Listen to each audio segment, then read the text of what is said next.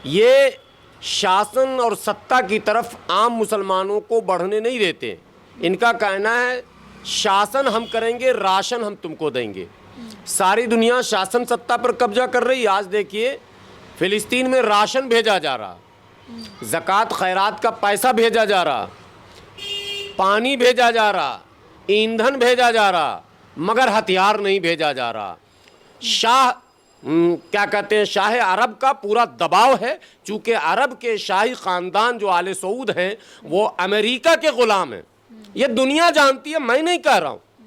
और मैंने पिछले कई इंटरव्यूज़ में कहा है कि फ़िलिस्तीन के साथ जो कुछ हो रहा है, फ़िलिस्तीनियों का जो भी हक मारा जा रहा, उसमें यहूदी ही नहीं सऊदी भी बराबर का शरीक है।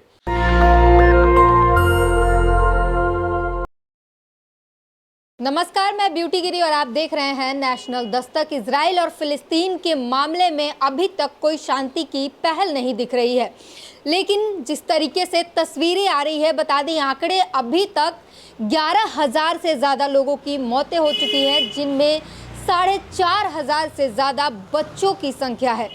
वहीं कई हर मिनट में इमारतें ढेर हो रही हैं। इन सब के बावजूद अब जो है मक्का के इमाम का एक बड़ा बयान आया है कि सारे इस्लामिक कंट्रियों को और जितने भी मुसलमान हैं उन सभी को इस गाज़ा से और गाज़ा के मामले से दूर रहना चाहिए। क्या कुछ और आने वाले समय में जो OIC की बैठक होने वाली है, मीटिंग होने वाली है, उसमें क्या इसका असर देखने को मिलेगा? इसी बात पर बातचीत करने के लिए हमारे साथ मौजूद हैं गुलाम सरवर। क्या कहेंगे, जिस तरीके से बयान आया है इमाम का, क्या कहेंगे इस पर? देखिए, खाने काबा के इमाम पूरी दुनिया के मुसलमानों के लिए बड़े ही मोहतरम हैं, बहुत सम्मानित हैं।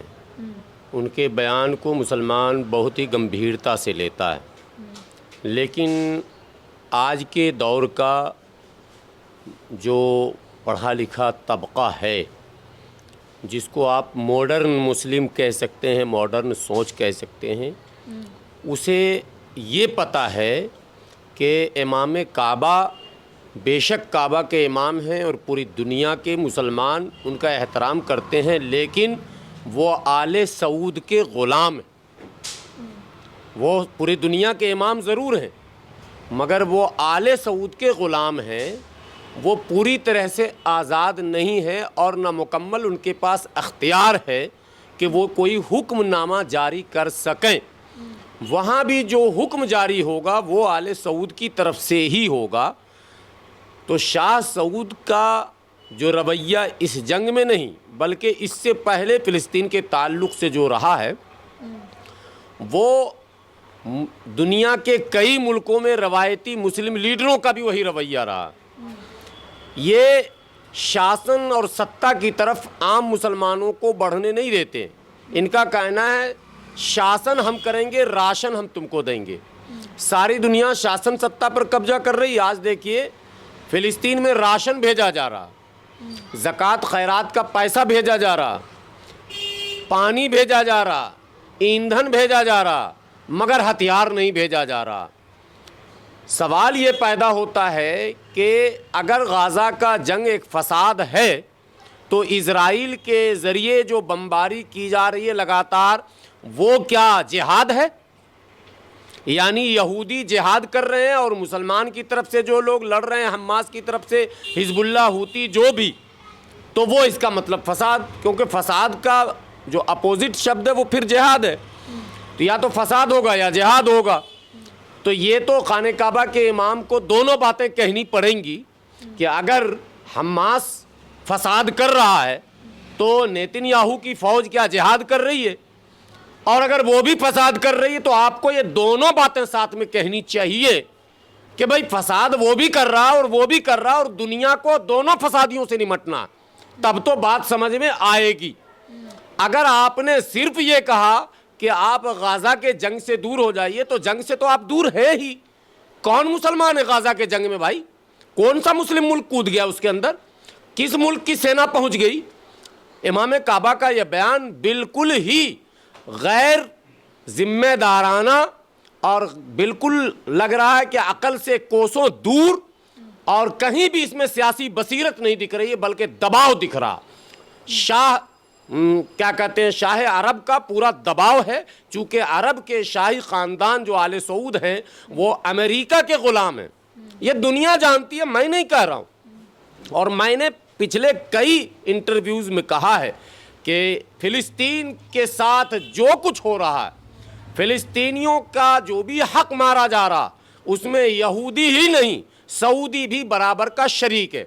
हमारे मुल्क में कुछ सरफिरे मुसलमान हैं, वो कमेंट में लिखेंगे, चूंकि वो सऊदी के ज़कात पर पलते हैं तो उनको ये पचती नहीं है बात। अरे बाप, ये मौलाना ऐसे क्यों बोल रहा है?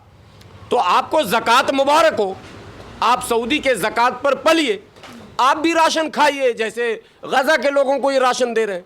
लेकिन जिन लोगों का ईमान ताज़ा है, जिन लोगों को हुक्म है कि जालिम के पंजों को मड़ोड़ने के लिए तुम्हें खड़ा होना ही होगा, वो लोग खड़े हैं। और सुन लीजिए, मैं आपके कैमरे पर बोल रहा हूं, ये रिकॉर्ड से मिटेगा नहीं, यूट्यूब में रहता है।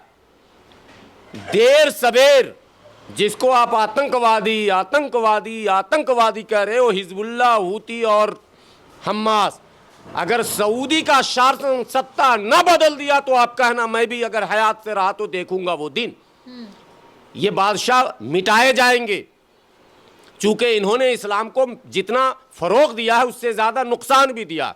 ये जितना ज़कात देकर मदरसे खुलवाए हैं, उतना अमेरिका की चमचागिरी करके इस्लाम के कई मानने वाले इदारे और कई मुस्लिम ममालिक को इन्होंने तबाह किया, कई शासकों को इन्होंने तबाह किया। सद्दाम हुसैन जैसे शेर को लोहे के पिंजड़े में, दुनिया की तारीख में आज तक ऐसा नहीं हुआ कि कोई शासक लोहे के पिंजड़े में कैद हो और कुर्बानी के दिन उसको फांसी दिया जाए, यानी कत्ल किया जाए, शहीद किया जाए, और ये सारा बेशर्म हमारा मुंह देखता रह गया।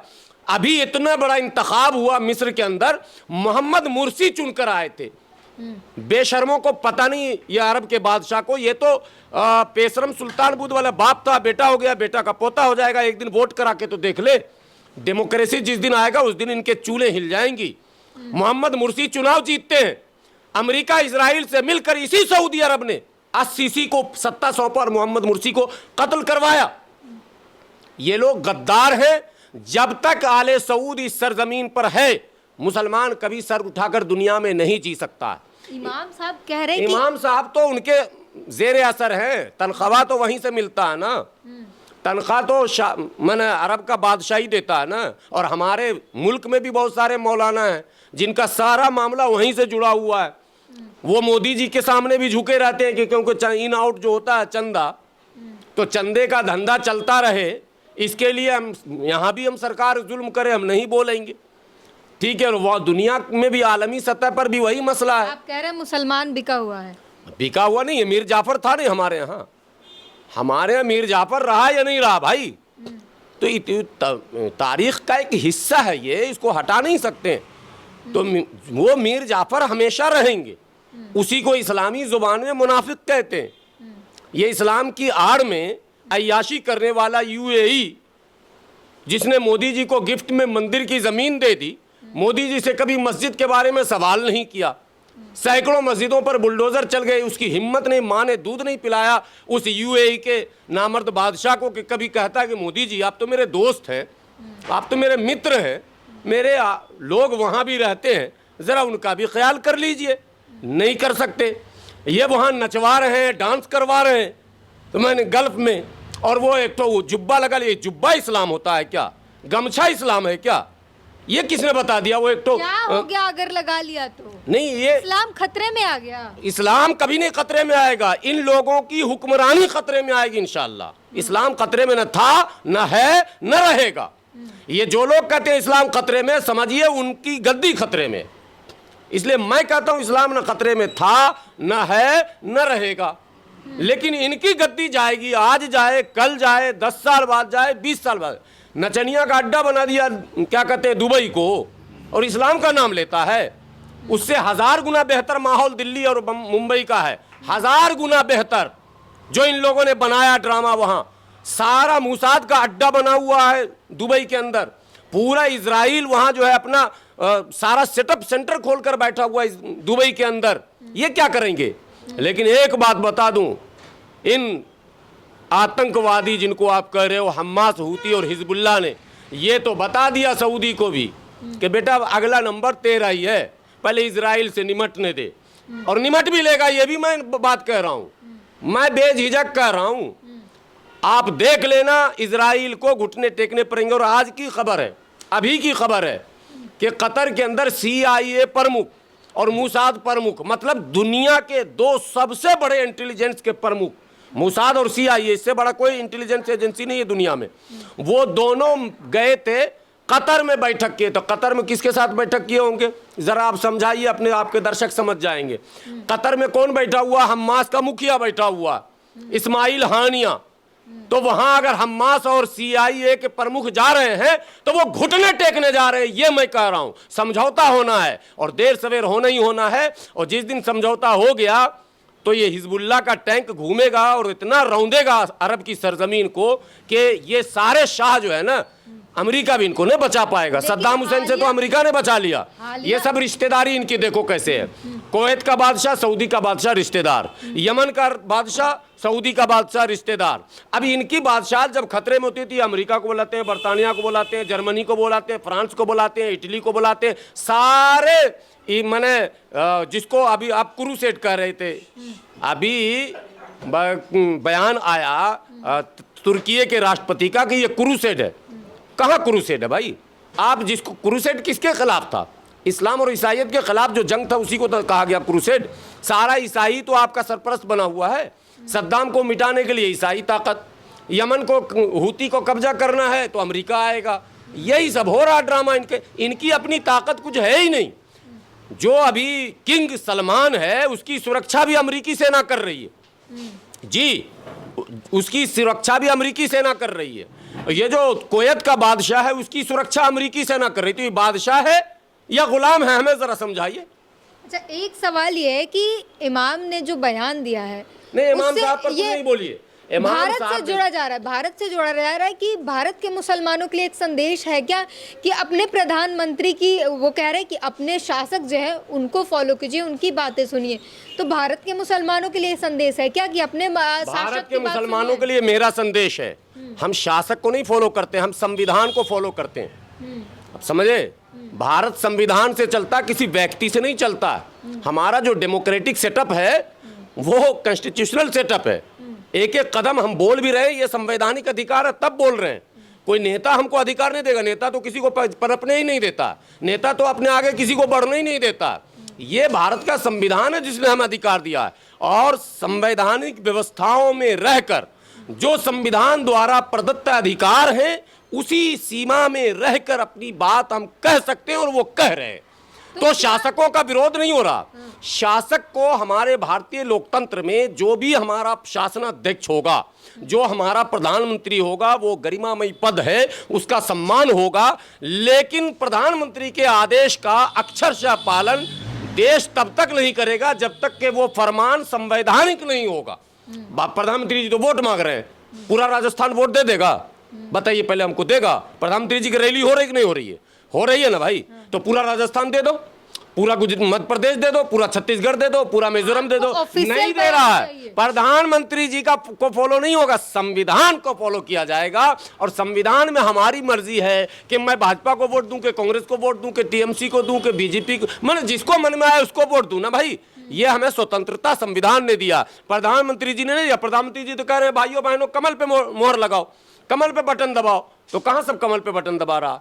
30-35% ही तो वोट मिला था इनको लोकसभा में, तब भी तो ये प्रधानमंत्री थे। बैठक होने जा रही है अरब में, OIC की बैठक, उसमें कोई असर दिखेगा इसका? नहीं, बैठक का कोई असर नहीं है। बैठक में अपनी अपनी हुकूमत को बचाने के लिए वो तैयारियां इनकी होंगी कि हमारी हुकूमत कैसे बचे। और उस बैठक में आप देख लेना, नाम उसका कुछ भी ये रखे OIC और फला चिला और इस्लामिक, लेकिन उसमें भी अमेरिका का 2-4 दलाल बैठा रहेगा, उसमें भी इजराइल के 2-4 मूसाद के एजेंट बैठे रहेंगे। इसलिए कुछ नहीं होना है। इस्लामिक देशों की बैठक है, कैसे उसमें अमेरिका है? अरे उसी में तो अमेरिका है। इस्लामिक देश में अमेरिका का एयर बेस कहाँ है पता है आपको? कतर में, ओमान में, बहरीन में, मस्कत में, अबू धाबी में, यमन में, सऊदी में, मिस्र में। कोई ऐसा देश बताओ वो जॉर्डन बगल में है, फन्ने खान मैंने जिसको मैंने जूता से मारता है इजराइल, बेशरम जॉर्डन की आबादी उसका कई गुना ज़्यादा। मैंने आज तक 67 में तो पहले जूता मार चुका, फिर मार रहा, फिर गुलामी कर रहा, और अमेरिका से कह रहा हमको एक मिसाइल दीजिए हम अपनी सुरक्षा करेंगे। अबे किससे सुरक्षा करेगा? इसका मतलब उसको भी खतरा हमास से है, अमेरिका से ही मांग रहा है, अमेरिका से मांग रहा है, जो अमेरिका वहीं खड़ा है, अमेरिका की फौज भी खड़ी है, और उससे जॉर्डन मदद मांग रहा। तो ये लोग कुछ नहीं करेंगे, ये लोग टाइम पास करके अमेरिका के पैर पकड़ेंगे कि आप कोई ऐसा फार्मूला लाइए कि किसी तरह से अस्थायी एक बार युद्ध विराम हो जाए और हम लोग अपनी अपनी सीमाओं को मजबूत करें, और हमको ज़रा सा सेना भी दे दीजिए अमेरिका भाई, बड़े भाई बाइडन साहब हम लोग को बचा लीजिए, चाहे मुसलमान बचे न बचे, इजराइल इतने बम मार मार के सारे बच्चे को औरतों को मार के ख़त्म कर दे, हमारी हुकूमत नहीं जानी चाहिए बाइडन साहब, ये मैं गुजारिश करता हूँ, इसकी बैठक है। तो जाहिर तौर पर ये देखना लाजमी होगा कि आने वाले समय में क्या कुछ नया मोड़ लेता है ये इजराइल फ़िलिस्तीन का मामला। जिस तरीके से बैठक होने जा रही थी 57 इस्लामिक कंट्री की, और ठीक उसके पहले इमाम का ये बयान आना और मुसलमानों को, सभी मुसलमानों को और सभी इस्लामिक कंट्री को एक निर्देश देना कि आप ऐसा कीजिए, ऐसा ना कीजिए, इसका क्या कुछ असर होता है ये हमें देखना बनता है। पूरी बातचीत पर अपनी प्रतिक्रिया ज़रूर दीजिए। कैमरामैन तौहीद के साथ ब्यूटी गिरी, नेशनल दस्तक। नेशनल दस्तक की आपसे गुजारिश है कि अगर इसको बचाना चाहते हैं तो नेशनल दस्तक को सब्सक्राइब करने के लिए रेड कलर के सब्सक्राइब बटन को दबाएं, फिर बेल आइकन की घंटी दबाएं। नेशनल दस्तक को बचाने के लिए बहुत जरूरी है कि हर खबर को शेयर करें, लाइक करें, कमेंट जरूर करें।